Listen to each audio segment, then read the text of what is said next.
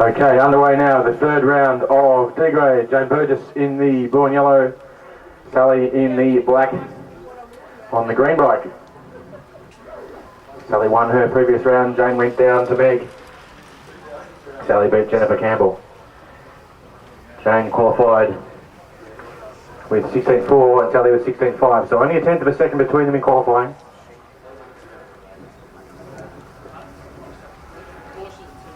A lap and a quarter to go, or thereabouts.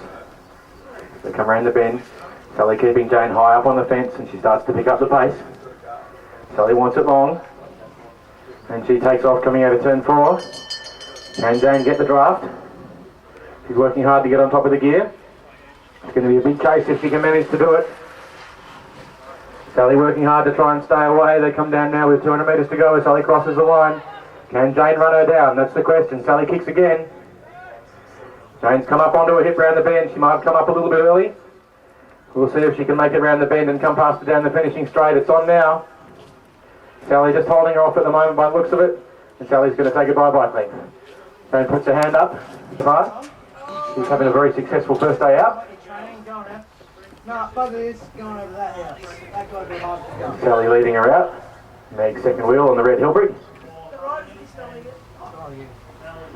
We'll need our B graders please to be heading down to the line. So if you're in B grade, B graders please. B graders please, Earth to B grade. Chris down, Earth to B grade. He's got a bye. Chris doesn't have to worry about it. I'm sorry. I'll shut up now. But the rest of you in B grade, please head on down to the line. As Jennifer makes a bit of a kick off the bank. Meg comfortably in behind her, just waiting. Jennifer kicks a little bit more, lifts the pace a little bit. And you get the bell. Jennifer working hard, but Meg just rolling over the top of her, takes the lane. I'm beginning to think we may have made a mistake with grading Meg down in D grade, but Jennifer with a bit of a late kick coming back at her. Meg can't be too complacent. We all remember Chris Hoy in 2011 at the European Championships when he was a bit complacent and got beaten by a guy who rode 11 when he'd ridden 9.9 in qualifying. So you can never relax in a sprint. Meg going hard now, Jennifer charging, but Meg holds her off, gets her on the hip, and Meg 3 up. Pretty good first day at the round. The first bit of C grade now underway. Johnny Lewis and Jordan Hassett.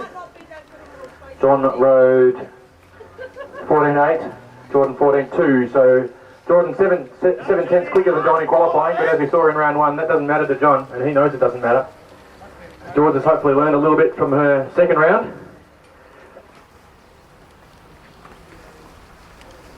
Yeah, the art of match sprinting is quite different to most of the racing that these guys get to race 99% of the time. This is a unique type of racing.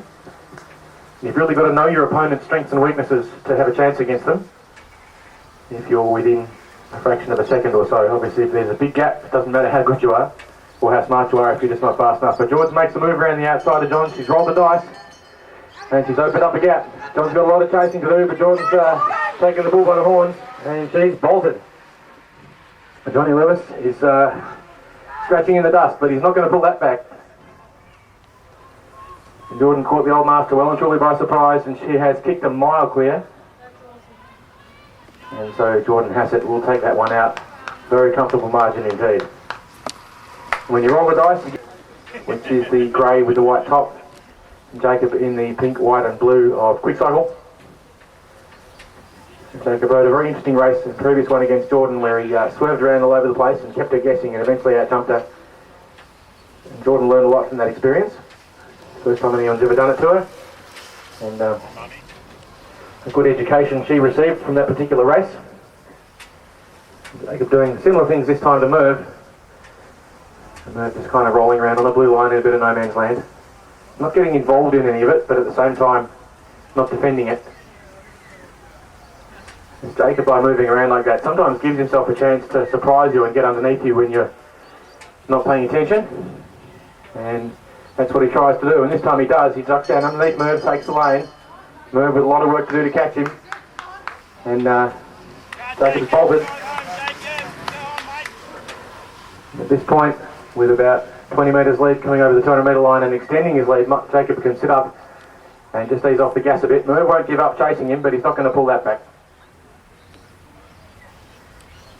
And so Jacob showing you there, if you keep someone guessing, you can roll the dice and you can take the position and get clear of them before they even realise it. Mark, I coach on Friday nights in the Euros.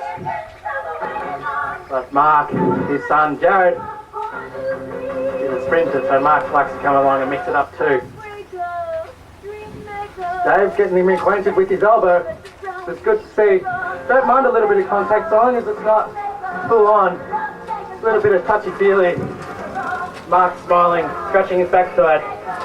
This is his pre-race preparation. Whatever goes for him.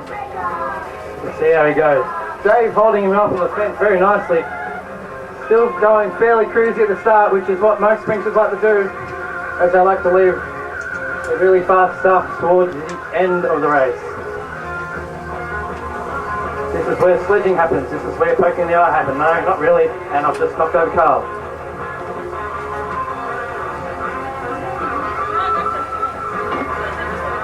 Dave still holding Mark on the fence. Going fairly slowly. Haven't made much of a move at the moment. Mark's on the fence. They've given the bell. Dave's made a move. Mark straight into the slipstream of David. David coming around the corner. Mark in tow. Mark's given a bit of room, maybe so he can run at him, but I'm not sure. Still got a lot of room to make up. David's looking fairly good for a win here. Oh no, Mark has put on the afterburners. The afterburners is put on. He's looking good. He's coming around the top. And I think it was Mark then.